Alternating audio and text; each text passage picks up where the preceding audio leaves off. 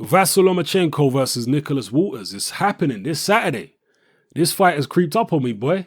It seems like only yesterday when they announced it. So I'm glad it's here so soon. Time flies. Anyway, as far as the actual fight itself, I've said previously and I'll reiterate here again, I think Vasyl Lomachenko is going to win the fight on points. And I'm pretty confident in that prediction. I'm not saying that Nicholas Walters don't have a chance. I think he's a good fighter. He's strong. He hits hard. He's rugged. He's tough. He's determined. He's showed that so far in his career. But Vasyl Lomachenko, skill-wise, is several levels above Nicholas Walters.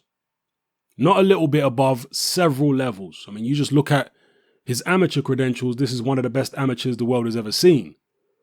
And because he was one of the best amateurs the world has ever seen, he was able to win a world title in very few professional fights. I mean, he obviously fought for the world title against Salido in his second fight. He lost that, but there was a lot of controversy in the fight. Let's just say that. Salido used a lot of dirty tactics. I'm not saying that's the only reason Salido won, but I do think that the dirty tactics threw Lomachenko off his game to a certain degree and allowed Salido to become more effective in other ways. Coming from the amateurs, you just don't see the level of dirty fighting that Salido was employing in the fight against Lomachenko. You know, he was just using every dirty trick in the book. And, you know, fighters are just not used to that coming from the amateurs. That's something you have to adapt to in the pros. And because Salido was the A side in that fight, you know, he had a good deal of Mexican support. He was the world champion. So he had a certain amount of political clout. Because of all that, he was able to get away with those dirty tactics.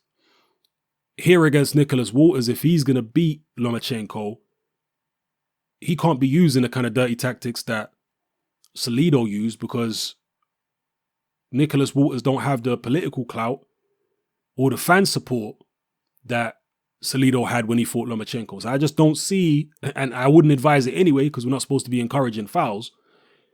But if that's what's on Nicholas Walters' mind, I think it will be a mistake because I think he'll only make things worse for himself and end up losing points and maybe even get disqualified if he tries to go down that road. So he's going to have to try and keep it clean as possible, but apply a lot of pressure and rough Lomachenko up or attempt to rough Lomachenko up in a legal fashion.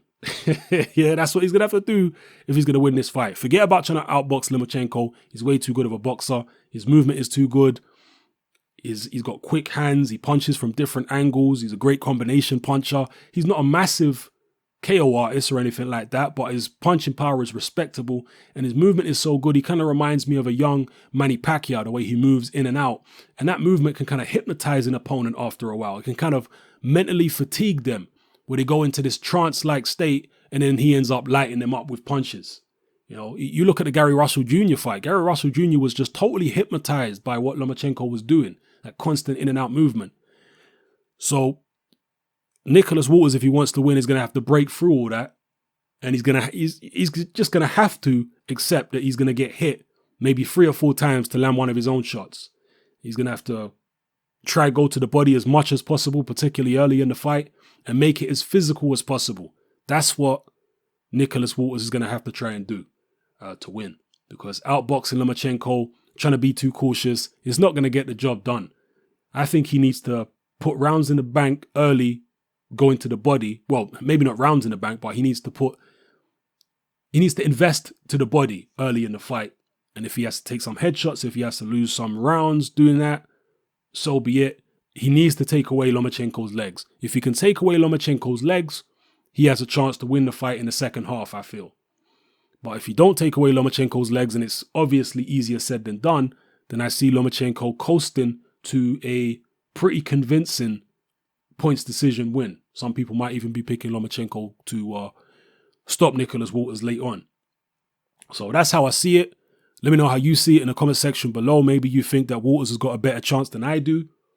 If I'm talking about percentages, I would say 70, 30, maybe 65, 35 in Lomachenko's favor. That's how I see it. So not insurmountable odds in my mind for Nicholas Walters, but firmly favoring Lomachenko to win the fight. So yeah, let me know how you feel. Let me know what tactics you think either guy should employ for this fight. One thing I do have to say in the interest of fairness is Lomachenko does do one illegal thing. I haven't seen him be particularly dirty in any of his fights, but there is one illegal tactic that he uses, which I've noticed a lot of Ukrainian fighters use, and that is that they will pull one of their opponent's gloves down. Like when their opponent is guarding their head, they'll pull one of their gloves down and hit them with the other hand. That is 100% illegal. Now, sometimes Lomachenko does it so fast, or he does it on the blind side of the referee, so he gets away with it like that. But other times, the referee's blatantly standing there and sees it and does nothing, because in certain fights, Lomachenko has been the A side, and that's just how it goes with boxing. You know, whether you're Mike Tyson as the A side, Bernard Hopkins, whoever you may be, you tend to get away with a lot more fouls when you are the house fighter and the guy who's supposed to be winning. That's just how it goes. Unfortunate, but that's the case.